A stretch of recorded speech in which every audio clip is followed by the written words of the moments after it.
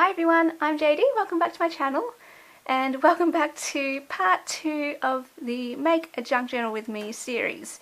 In this video we'll be getting our pages together, cutting them to size, and I'll be giving all my tips and my method and thought process behind this and hope it is helpful. I'm at a bit of a weird camera angle here trying to make it so I can easily, comfortably reach the table without going around my camera holder. So I hope I'm in frame and I hope I don't knock you. Sorry if I do. And I hope in the previous video that I wasn't too far away. I looked at the video and the camera was a bit high, so I hope you could still see everything. If you missed the first video, it was making the cover. So we did this together. Hope you're crafting along with me. And let's see. So in this part, we've got how to choose your pages, and you may have already seen a previous video where I shared your materials that you'll need to make this journal, and I'll link it below if you missed it. For this part, you just need a pair of scissors, and these are kind of optional. If you want to guesstimate and eyeball it, you don't need a pacer or pencil and a ruler, but if you do want to make it a bit more precise, then you want to use these two things too. And in terms of selecting papers, I shared this as well in that materials video. Basically you want 25 pages. This is just my method. 25 is a nice number because when you fold it you get 50 pages, which gives you 100 front and back, which is a really good sized journal. Lots of space, and especially if you add pockets and things, it just has so much space. And let's see, I've already chosen my 25 pages, so I hope you have already chosen your 25 too. That was the whole idea behind the materials video, so you could get your pages ready. And so when we sit down, we've got them all together, and I just shared how to choose the pages. Like for me, I want 7 or so themed pages that work with the cover. So I always start with the cover because the cover tells me what to include and what kind of theme is going to be working with this journal. So I've chosen 7 of my artworks that I wanted to go with the deep colours here. So I went with for the blues and some purples, but all those deep blue ocean kind of colours. These are all double-sided that I've printed out.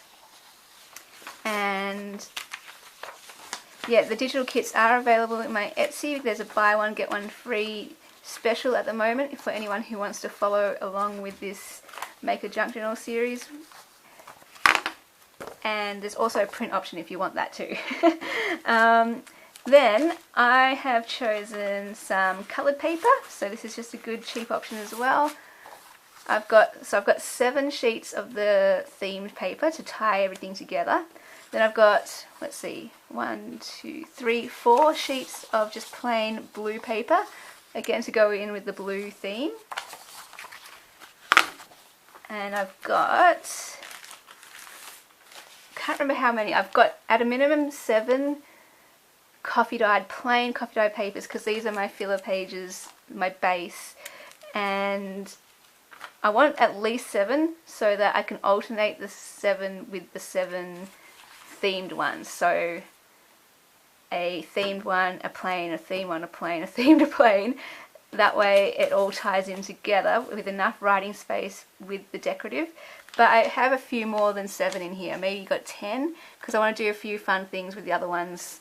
I'm going to have 7 that are just your plain straight pages, and then others that are going to have a different size, or they have a pocket or a flap or a fold or something different about them. So that just adds that interest to the journal. Then I've just got some of these other coffee dyed papers for variety. Basically, you don't need all of this variety. You could just use these as your filler pages if you wanted, but I've got some coloured paper and some patterned, lined paper and grid paper, and this one is blue lined paper. So just for that variety, it is a junk journal, and all of these items, again, they're just from cheap shops. You can find them in op shops or news agencies or the cheap stores where you get exercise books. Same with this, just got these coloured papers from the cheap shop. And this is just notebook paper, so I had a notebook and I just ripped out all the pages and coffee dyed them, so you get a smaller size as well. But if you don't have a smaller size notebook or anything, you can cut down the bigger pages to the smaller size, and we'll go through that a bit later. So I have 25 pages, and they're really simple. You can dress it all up, like in the materials video I shared that you can use a doily, a paper bag or glassine bag or envelope to make your pockets. You can use pages from books. I love to use vintage dictionary paper and music paper, all that kind of stuff. But because I am working with this theme here of the ocean, I'm just gonna use really simple basic supplies, and hopefully also show that you don't need any of these other fancy supplies. Even with these absolute basics, you can still create a really beautiful journal. Okay, so now that I've got my pages, got them all in their piles, and I do separate them, so I've got all the themed ones together, the coffee dyed together, all that kind of thing, the blue together. I literally just I'll put them all in one big pile, open up the journal, and this is your sizing guide. So basically this is my little tip for how to measure and cut down your pages. It's really quick and simple, just repetitive because you've got 25 pages to do. But I choose my side that I want to use because we're going to cut off some pieces. So obviously when you get these in a digital kit and you format it, or if you get the printed version, you'll have to cut out the white border. So I've already done that. So basically, did you see? It's going to be hard to explain, but hopefully you can see. I literally just find where the edge of the page is, where the middle of the page is, and then I fold it so that when I cut along here, which I'll just show you, it will be the right size. So there's you don't need to get a ruler out. You don't need to eyeball it with. Like some people cut it down like this, they'll get it like this and they'll measure around here and cut every edge, but it saves so much time if you just fold it over, measure it over when you fold it, cut off the excess little scrappy bit. And this one's pretty good, but I think I will cut it slightly down this way too. But once you've got that side, it's easy to mark where you can see. Oh, sorry for shaking you, my goodness. It's easy to see where to cut because you don't need to like measure it precisely. You can just see this is how much border you want around it, or how much of that brown showing through. Oh, I'm not very good at explaining, but I'm hoping that as I just keep doing this with each page, you'll get the gist, how it's just a routine. You just do the same thing for each page, and it's really quick. When I was teaching my niece how to make these, yeah, she was originally cutting them out like this, and I just showed her this little trick, and I mean you probably all know it, and it's really basic, but it just cuts down the cutting time, cuts down the measuring time. Really, really simple.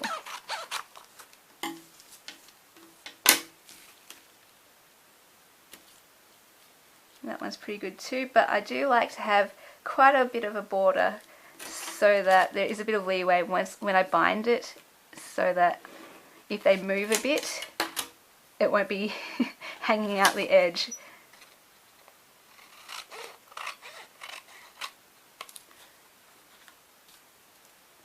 Alright, so literally this whole video is just going to be now cutting things down to size. And I hope that, yeah, it is a Make a Junk Journal with me series, so I hope you're doing this at the same time as me. Hope you've got your 25 pages. Maybe you have the same papers as me, which is really fun. And then you just keep doing this. And then you have some nice scrappy offcuts too that you can always use later on to embellish.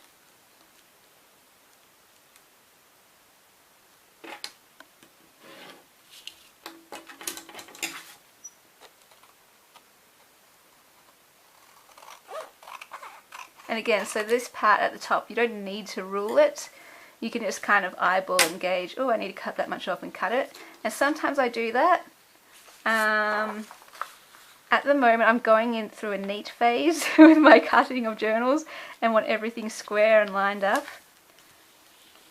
But I did have a phase where I just eyeballed it too.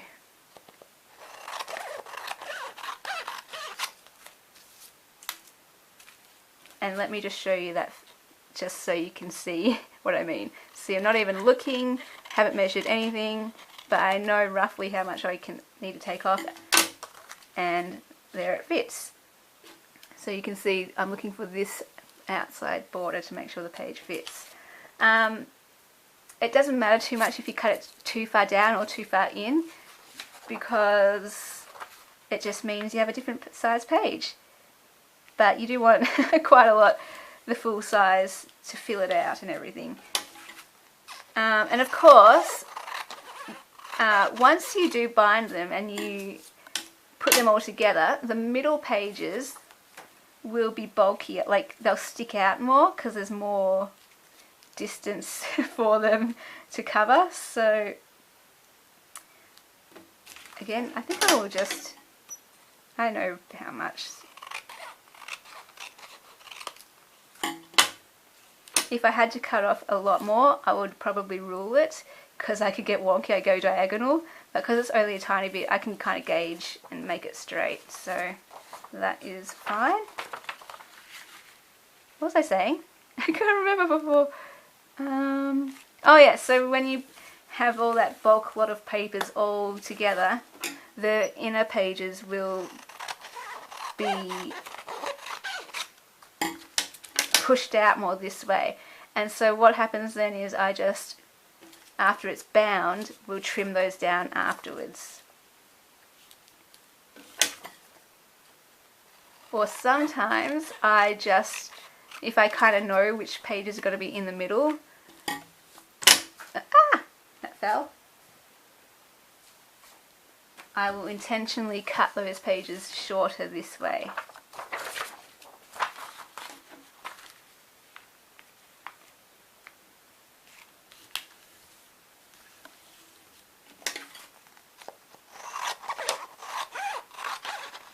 But when we do the binding, I'll show that whole process of trimming them down and that kind of thing later on. Alright, so this one's easy because smaller pages, you don't even need to trim them down. Okay, so I like the grid ones too because there's no measuring required.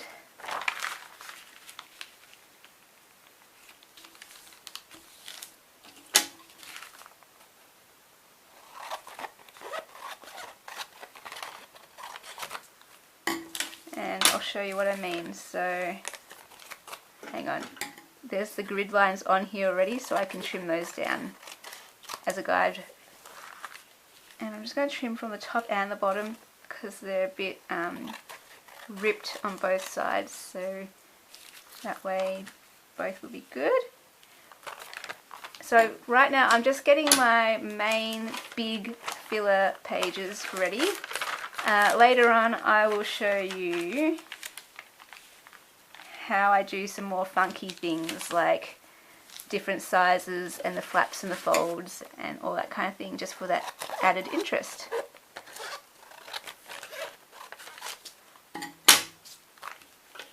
So this one I can kind of see it's a lot, well not a lot, but quite a bit of a bigger gap there. So I'm so sorry. Oh, I keep knocking you. I just rule it here just to make sure I don't go diagonal. Okay, and then I've got another lined one here. And for this one, I think I'll do a flap. So what I do is I size it up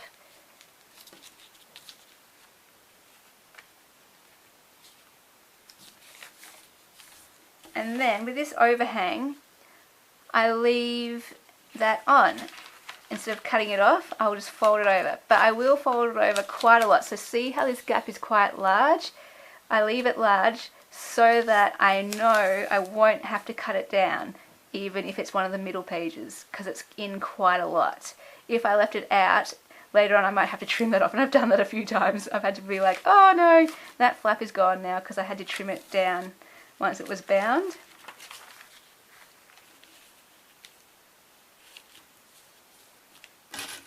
Another trick with that is if your page, when you're folding it over, isn't long enough to have a flap, just fold it narrower so that you have a narrower page, so that your flap is big enough, or whatever size you want the flap. I'll show you with the next page actually what I mean. Alright, so let's do the same flap kind of thing, but this time I want a really big flap, for example. So instead of folding it all the way to the edge, I'm going to fold it this far, so now there's a huge flap.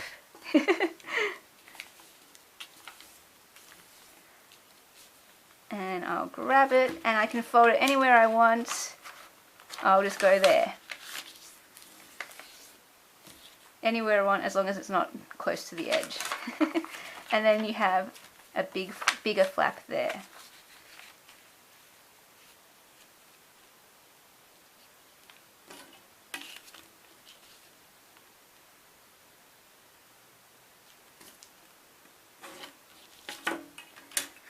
The next one, I'll just go through all the folded ones next, I suppose. This is how I make a pocket page. So I just grab my coffee dyed paper and fold up one edge.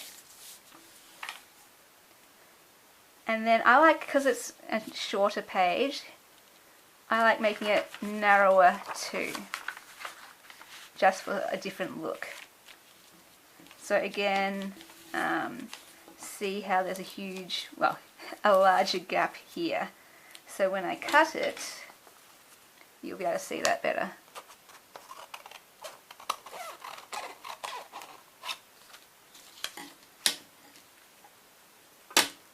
So I really hope I'm in frame, because I'm sitting down for this one. It's a really long process this time. So yeah, you can see there's a larger border here. Open it up, there is your pockets, and after I bind, I put double-sided tape there, or you can glue it, and then you've got, hang on, a pocket. And again, you could do bigger, narrower pockets or whatever. So for this one, I just want a really narrow page, just so that we have something different to look at. And I kind of like that layered effect. So if I put like a blue page behind this, it will have all these different colours and elements when I look at it. So if I put a themed blue page here and a plain blue page here, when you open this out, you'll see all three types of pages if you cut them at the right sizes.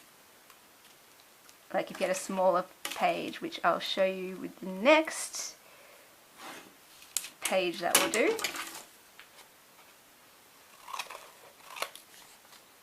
So again, all just different elements, same papers, but the way we're folding them and how we're cutting them is just giving them that different look. So what I'm going to do, I'm going to do a narrower page here, and this time though I'll cut it even further down so that it's a small page. Ugh.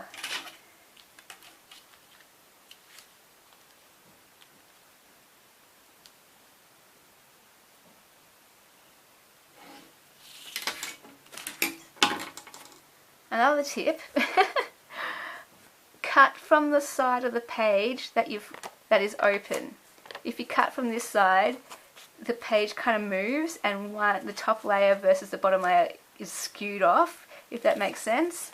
But if you hold it together and cut from this side, the pages won't move as much because you've held them in place and instead of this one being cut a bit more angled like that, I hope I'm explaining myself well, it will be the same. So I'm not sure if you can see that. See how that top layer is slightly in further than that bottom layer? That's just because the page has moved, because when I'm cutting it this way, the top layer always seems to move inwards a little bit. But if I make sure I'm holding it from the open side and just keeping it in place, like consciously thinking about keeping it in place, it limits that. So don't go from this side, because if you go from that side, it just skews all over the place. Okay, so now that's enough of my fancy pages, I suppose. I want just 7 full-size filler pages. And I want full size and lots of them, because this is what's giving you your writing space. And again, sometimes like I'll do this in bulk, so I will, instead of doing each page individually, going through the whole process of getting it to the right size, I will just do all my pages and do this step first, do the folding step first. And I'll get, you know, all 25 pages folded first. And then once they're all folded, I'll get them all and do the first cut. And then once all the pages cut down that way, then I'll go in and rule. Yeah, see that? That's gone in a bit, and so you can kind of see where it hasn't cut. So I'm just going to trim that up a little bit. Like, the gap isn't that huge a difference, so it doesn't matter for this. That's just something to keep your eye on. And so once I have cut down the side, I'll, in bulk again, just grab all 25 pages and rule this part. And then once they're all ruled, then I'll grab my 25 pages and cut. So I don't know which way is faster, but that's sometimes what I do as well, instead of doing them each individually.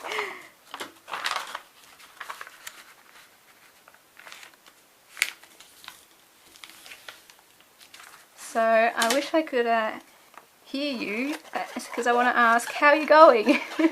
How are you going cutting your pages to size? Are you finding it easy? It is a bit repetitive, I have to say.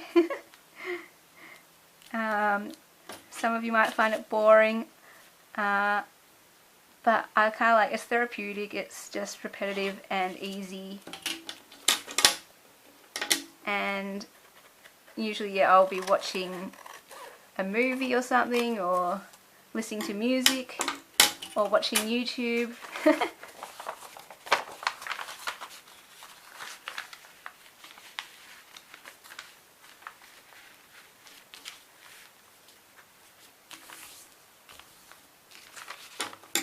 So yeah, hope you've got your 25 pages, hope you're cutting them down to size and finding it an easy process, because the point is with this video series is that once you got this, you just, it's the exact same method for every journal you ever make, regardless of if it's a paper bag journal, a book cover journal, a fabric cover journal, whatever. It's the same process to cutting your pages down to size. Well, if you're doing something bigger than a paper bag journal, you'd want more than 25 pages. I was thinking of doing a series like this for a book cover journal. It would just be a lot of work though, because it takes a long time to create a book cover journal. But my tips for that one are, have at least 10 minimum pages in a signature. And a signature is what we're creating right now, 25 pages in one signature. Once you put them all together, that is a signature. The great thing about the paper bag journal is that you only need one signature. The whole signature is the journal. Whereas if you have a book cover journal and you want more pages, you'll have multiple signatures to make up your journal. And then in one signature, I wouldn't put 25 pages in one signature. I would put minimum 10. Usually I go for 12. And sometimes I go up to 14 pages if I really have a lot of pages that I want to stuff in there. But I probably wouldn't recommend going any more than that because it does get bulky. And yeah, the more pages you do put in there, I think it's the more it pushes out, and just, yeah, it's fine for a single signature journal. But I don't know, maybe you could make a book cover journal with 5 signatures and 25 pages in each signature. I wonder what that would look like. It would be a massive, massive journal.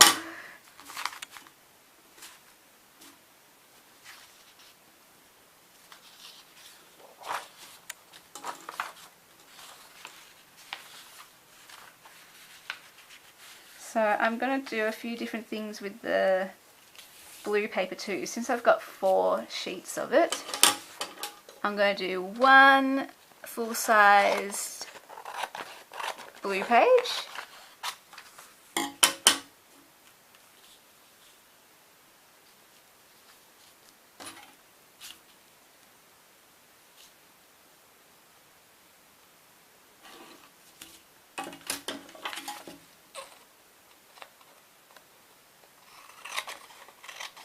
then I'm going to do 1 narrow page, because this is just what's going to give the journal its interesting look to it, the variety of pages.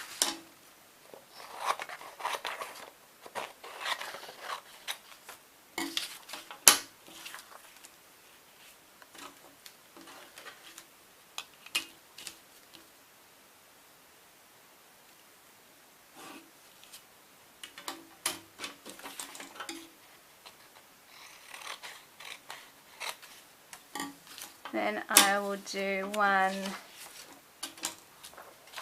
pocket page with it, just to show you this one again. Fold up 1 edge and then fold it again to size.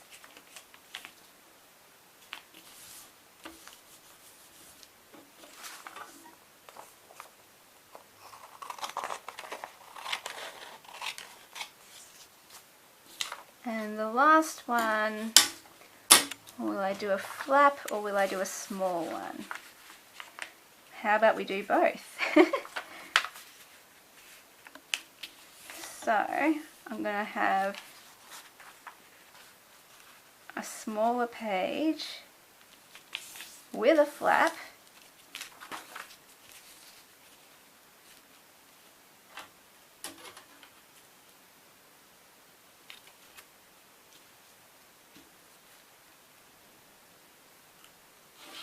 like that. So for something different again.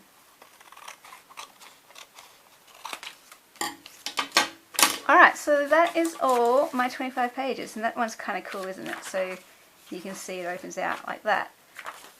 Hope it was helpful. Here are all my pages already cut down to size. Love it when it looks like this, because then you can kind of see how it will go in, and there's your journal. Obviously I've got to put them all together, arrange them, but you can kind of see it taking shape now. The main point is, I suppose, just make sure you're lining it up with the center of the journal. Fold it over to where you want it, wherever you want your margin. If you want it wider or in a bit, and then just cut it down. Cut off the excess and cut off the top. That's basically it. So what's the time? Oh wow, we're really almost cut off. That was perfect timing. I'm so glad we got that done. So that is choosing pages, cutting them down to size. Just grab your 25 pages and cut them down, and then come back, because in the next video, part 3, I'm going to put them all together, arrange them, chat about my thought process with that, and bind them. So yay, I'll see you then. Bye.